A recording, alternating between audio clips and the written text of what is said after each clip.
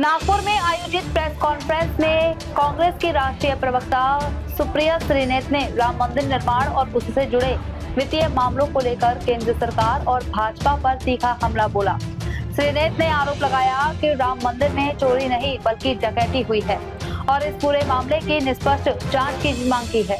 पत्रकारों से बातचीत करते हुए कांग्रेस की राष्ट्रीय प्रवक्ता श्रीनेत ने कहा कि भगवान श्री राम देश की आस्था के प्रतीक है, लेकिन उनके नाम पर जनता की भावनाओं और धन का दुरुपयोग किया गया। उन्होंने आरोप लगाया कि मंदिर निर्माण से जुड़े वित्तीय लेन देन और जमीन खरीद में गंभीर अनियमितताएं हुई हैं। श्रीनेत ने कहा कि कांग्रेस राम मंदिर का विरोध नहीं करती बल्कि भ्रष्टाचार और कथित वित्तीय अनियमितताओं का विरोध करती है। उन्होंने मांग की कि पूरे मामले की स्वतंत्र और निष्पक्ष जांच कराई जाए ताकि सच्चाई जनता के सामने आ सके। प्रेस कॉन्फ्रेंस के दौरान उन्होंने केंद्र सरकार पर विपक्ष की आवाज दबाने, महंगाई, बेरोजगारी और लोकतांत्रिक संस्थाओं के दुरुपयोग जैसे मुद्दों पर भी सवाल उठाए। उनका कहना था कि जनता के वास्तविक मुद्दों से ध्यान भटकाने की कोशिश की जा रही है।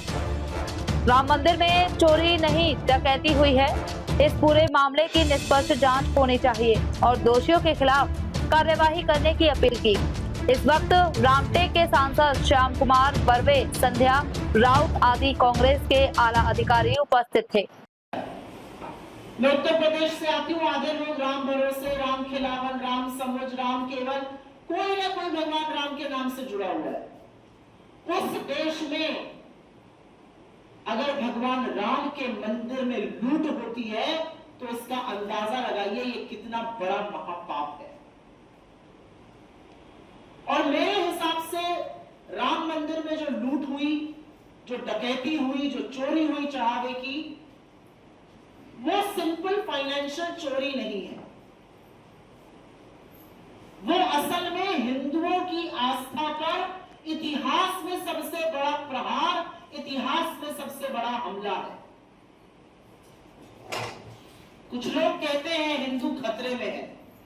हिंदू खतरे में है भाजपाइयों से और राष्ट्रीय स्वयंसेवक संघ आरएसएस से।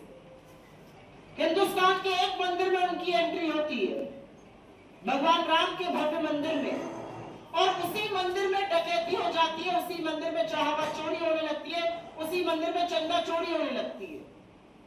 और जब खबर आती है तो उत्तर प्रदेश की सरकार आनन फानन में एक एसआईटी की घोषणा कर देती है।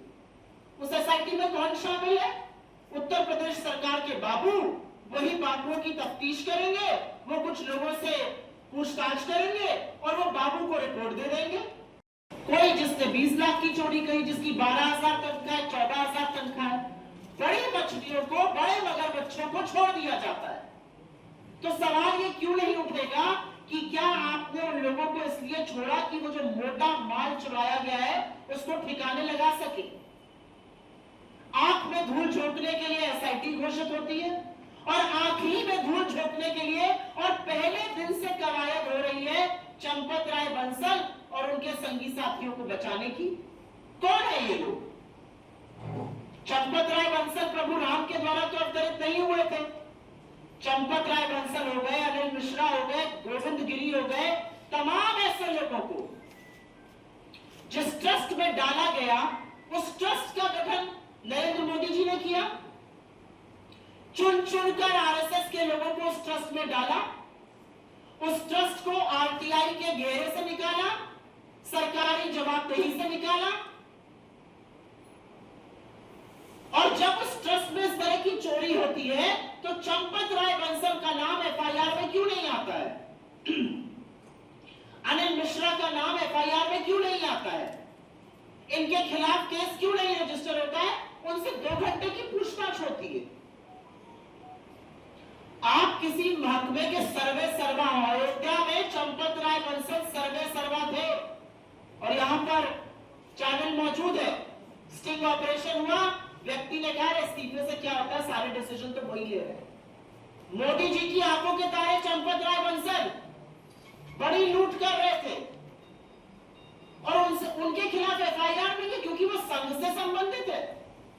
पहला मंदिर जहां पर आरएसएस की दखल हुई वहां पर लूट शुरू कर दी और उस प्रभु राम के मंदिर में लूट कर रहे हैं जो मर्यादा पुरुषोत्तम कहलाते हैं। और मेरे हिसाब से ये हिंदुओं की ही भावना आहत नहीं हो रही है। प्रभु राम 145 करोड़ हिंदुस्तानियों के आधार है और आराध्य है।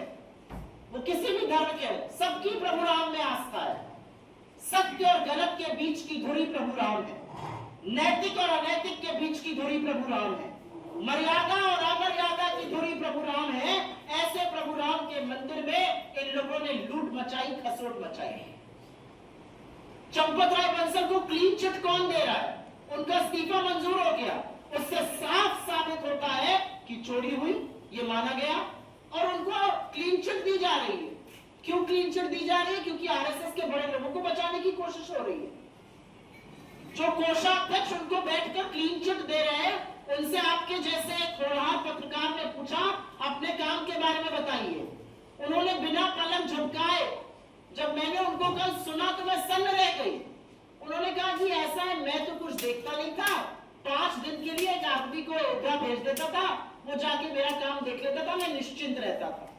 प्रभु राम का मंदिर हम सबके आराध्य, हजारों करोड़ों श्रद्धालुओं की आस्था का प्रतीक।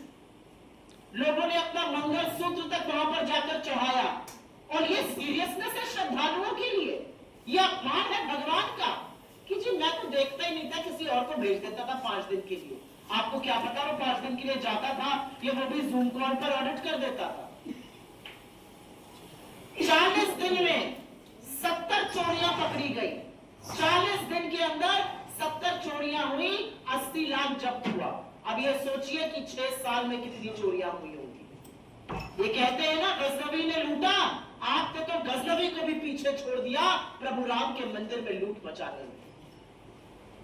और सबसे बड़ी बात, चंपत राय बंसल का इस्तीफा होता है, एक नए व्यक्ति को उसमें लाया जाता है। वो नए व्यक्ति जो है उस ट्रस्ट में शामिल किए गए। 145 करोड़ लोगों का देश है ये। वो नए व्यक्ति ऐसे दागदार, ऐसे जालसाज निकले कि उनके खिलाफ सीवीसी क्लियरेंस नहीं दे पाया और उनको नालको के सीएमडी पद से हटना पड़ा। 145 करोड़ के इस देश में आपको एक बेदाग व्यक्ति नहीं मिल रहा है प्रभु राम के ट्रस्ट में डालने के लिए।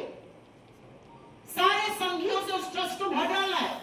मेरा आपका मानना है उस ट्रस्ट की विश्वसनीयता खत्म हो चुकी है। जो कृष्ण मोहन जी भी ट्रस्ट में आज महासचिव बनाए गए हैं, वो आरएसएस के पूर्वी उत्तर प्रदेश के प्रभारी थे। उनकी भी तो नाक के नीचे चोरी हुई। ये सब लोग आंखों पे पट्टी और मुंह में दही जमा कर तो बैठे नहीं थे, चोरी हो रही थी। आपने क्या किया? अब आप सर्वे सर्वा बन गए। एक चोर गया, दूसरा लुटेरा आया। ये असलियत है ट्रस्ट